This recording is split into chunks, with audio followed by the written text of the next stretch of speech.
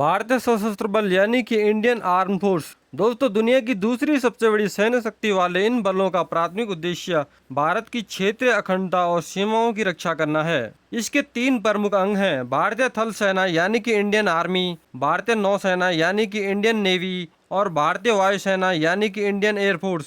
इसी के साथ भारतीय सशस्त्र बलों का सर्वोच्च कमांडर यानी कि सुप्रीम कमांडर भारत का राष्ट्रपति होता है। वर्तमान में भारत की राष्ट्रपति द्रौपदी मुर्मू है। संवैधानिक रूप से राष्ट्रपति सर्वोच्च सेनापति होता है, लेकिन तीनों सेनाओं के बीच बेहतर कोऑर्डिनेशन और सैन्य फैसलों के लिए अन्य प्रमुख पद भी होते हैं, जो इस प्रकार है। चीफ ऑफ डिफेंस स्टाफ यानी कि सीडीएस, यह तीनों सेनाओं के पेशेवर और सैन्य प्रमुख होते हैं। वर्तमान में भारत के chief of defence staff general NS Raja Subramani है। इन्होंने 31 मई 2026 को कार्यभार संभाला है। इसी के साथ तीनों सेनाओं के अपने व्यक्तिगत प्रमुख यानी कि सर्विस चीफ भी होते हैं। थल सेना प्रमुख यानी कि chief of army staff lieutenant general Dheeraj Seth, जिन्होंने 30 जून 2026 को कार्यभार संभाला है। इसी के साथ नौसेना प्रमुख chief of the novel staff admiral Dinesh Kumar Tripathi हैं। वायुसेना प्रमुख chief of the air staff air chief marshal Amarpreet Singh हैं। राजनीतिक और कार्यकारी रूप से देश की सुरक्षा और सैन्य बलों से जुड़े सभी प्रमुख फैसले भारत के प्रधानमंत्री और केंद्रीय रक्षा मंत्री की अध्यक्षता वाली कैबिनेट समिति द्वारा लिए जाते हैं। अब हम भारतीय सशस्त्र बलों के प्रमुख अंग और उनकी भूमिका को समझते हैं। सबसे पहले आता है भारतीय थल सेना यानी कि इंडियन आर्मी। यह सशस्त्र बलों का सबसे बड़ा और भूमि आधारित अंग है। इसका मुख्य कार्य देश की सीमाओं की रक्षा करना, आतंकवाद विरोधी अभियान चलाना और प्राकृतिक आपदाओं के दौरान नागरिक प्रशासन की सहायता करना है। दूसरा नंबर आता है भारतीय नौसेना यानी कि इंडियन नेवी। यह बल देश की समुद्री सीमाओं, तटों और महासागरों की सुरक्षा के लिए जिम्मेदार है। इनके पास में शक्तिशाली युद्धपोत, पनडुब्बियां और विमान वाहक पोत शामिल हैं। तीसरा नंबर आता है भारतीय वायुसेना यानी कि इंडियन एयरफोर्स। यह भारतीय सशस्त्र बल का हवाई युद्धक अंग है। इसका मुख्य कार्य भारतीय हवाई क्षेत्र की सुरक्षा करना, हवाई युद्ध करना और युद्ध या आपातकाल के दौरान सैनिकों और राहत सामग्री को तेजी से पहुंचाना। यहाँ तक तो आपको समझ आ गया होगा। अब हम बात करते हैं आज की इस वीडियो में इंडियन आर्मी की रैंक, इंसिग्निया और स्ट्रक्चर की। दोस्तों जैसे कि आप जानते हैं कि अग्निपथ योजना के तहत भारतीय सशस्त्र बलों में भर्ती होने वाले अग्निवीर एक विशिष्ट स्वतंत्र पद है, जो पारंपरिक गैर कमीशन अधिकारियों से नीचे होता है। इन्हें केवल अग्निवीर के रूप में नामित किया जाता है और वे अपनी 4 साल की सेवा की अवधि के दौरान वर्दी पर एक विशेष प्रतीक चिन्ह धारण करते हैं। हालांकि 4 साल का कार्यकाल पूरा होने पर 25% तक अग्निवीरों को स्थायी नियमित सेवा के लिए चुना जा सकता है। नियमित कैडर में शामिल होने वाले अग्निवीरों को पारंपरिक पद संरचनाओं जैसे नायक, सूबेदार रैंक दी जाती है और उचित योग्यता के आधार पर प्रमोशन पाकर अपना करियर शुरू करते हैं। इंडियन आर्मी की रैंक को 3 कैटेगरी में क्लासिफिकेशन किया जा सकता है।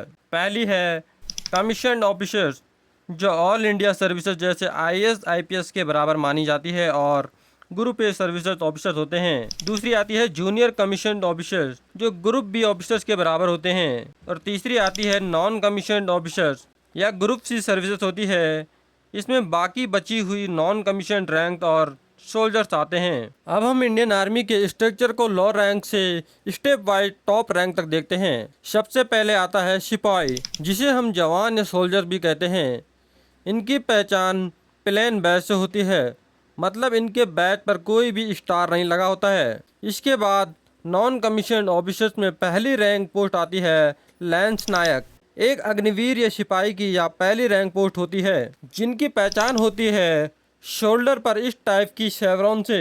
अगली पोस्ट आती है नायक, जिनकी पहचान होती है शोल्डर पर सेम टाइप के 2 शेवरॉन लगे होते हैं। अगली पोस्ट आती है हवलदार, जिनके शोल्डर पर हमें सेम टाइप के 3 शेवरॉन देखने को मिलते हैं। अब आती है अगली कैटेगरी जूनियर कमीशन्ड ऑफिसर्स। इस कैटेगरी में आते हैं नायब सूबेदार, जिनकी पहचान शोल्डर पर येलो और रेड प्लेन स्टाइप के साथ एक स्टार लगा होता है। अगली रैंक आती है सूबेदार, जिनकी पहचान सेम येलो और रेड प्लेन स्टाइप के साथ 2 स्टार लगा होता है। अगली रैंक पोस्ट आती है सूबेदार मेजर, जिनकी पहचान सिमिलर स्टाइप के साथ लेकिन स्टार की जगह नेशनल एम्बलम देखने को मिलेगा।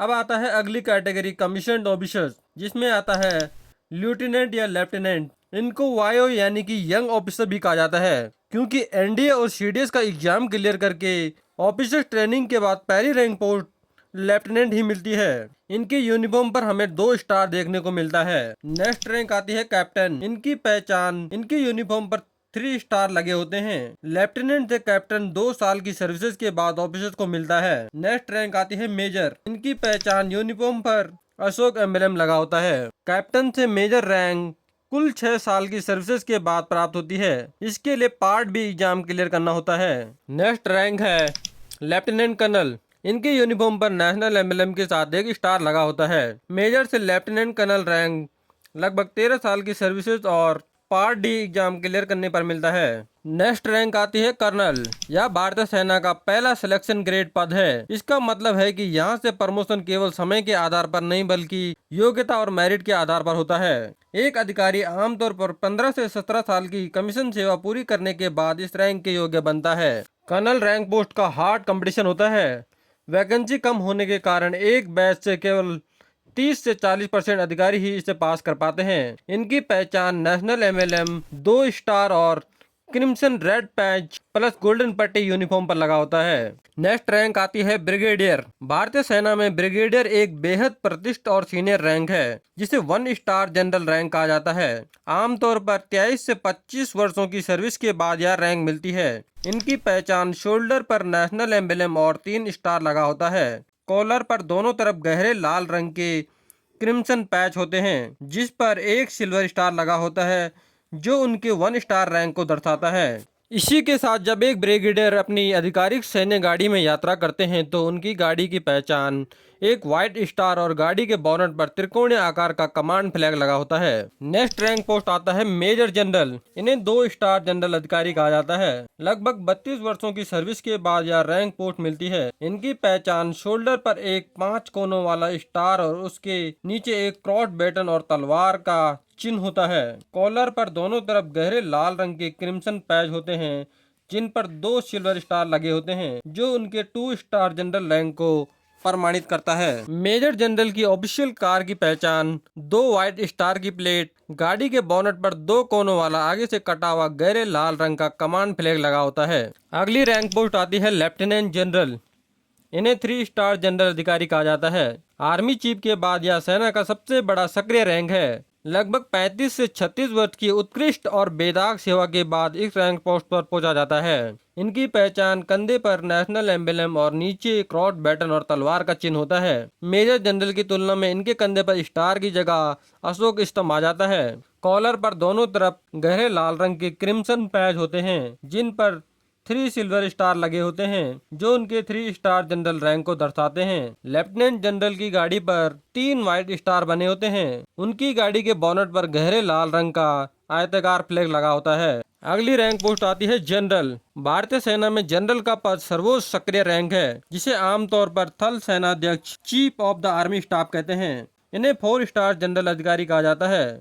40 वर्षों की सर्विस के बाद एक अधिकारी यहां तक पहुंच पाता है। इनकी पहचान, कंधे पर नेशनल एम्बलम और उसके नीचे एक 5 कोनों वाला स्टार और सबसे नीचे एक क्रॉस बैटन व तलवार का चिन्ह होता है। यह सेना का इकलौता ऐसा रैंक है जिसमें अशोक स्तंभ, स्टार और क्रॉस बैटन तलवार तीनों एक साथ कंधे पर सजे होते हैं। जनरल ऑफिसर्स की वर्दी के कॉलर पर दोनों तरफ गहरे लाल रंग के क्रिम्सन पैच होते हैं, जिन पर 4 सिल्वर स्टार लगे होते हैं, जो उनके 4 स्टार स्टेटस को दर्शाते हैं। जनरल की गाड़ी सुरक्षा और प्रोटोकॉलों के लिहाज से बेहद खास होती है। कार की प्लेट 4 व्हाइट स्टार बने होते हैं। गाड़ी का फ्लैग, उनकी गाड़ी के बोनट पर भारतीय सेना का आधिकारिक फ्लैग लगा होता है, जिसमें ऊपर बाईं ओर तिरंगा और दाईं ओर क्रॉस तलवारों के साथ अशोक स्तंभ का प्रतीक बना होता है। भारतीय सेना में फील्ड मार्शल सर्वोच्च और एक ऑनररी पद है, जिसे 5 स्टार रैंक कहा जाता है। यह रैंक केवल युद्ध काल में असाधारण सैन्य नेतृत्व और देश को ऐतिहासिक जीत दिलाने वाले जनरलों को ही सम्मान स्वरूप दिया जाता है। भारतीय इतिहास में अब तक केवल 2 अधिकारियों को यह सम्मान मिला है, फील्ड मार्शल सैम मनेकशॉ 1973 में और फील्ड मार्शल के.एम. करिप्पा 1986 में। इनकी पहचान, कंधे पर एक कमल के फूलों के घेरे के बीच क्रॉस बैटन और तलवार होती है और ठीक उसके ऊपर नेशनल एम्बलम बना होता है। यह भारतीय सेना का सबसे अनोखा बैज है जिसमें सामान्य जनरलों की तरह कोई स्टार नहीं होता। कॉलर पर गहरे लाल रंग के क्रिम्सन पैच होते हैं जिन पर 5 सिल्वर स्टार लगे होते हैं जो उनके 5 स्टार रैंक को दर्शाते हैं। फील्ड मार्शल की सबसे बड़ी पहचान उनकी सजावटी छड़ी होती है जिसे वे अवसरों पर हमेशा अपने हाथ में रखते हैं। कार की नंबर प्लेट 5 वाइट स्टार बने होते हैं। उनकी आधिकारिक गाड़ी के बोनट पर फील्ड मार्शल का विशेष फ्लैग लगाया जाता है।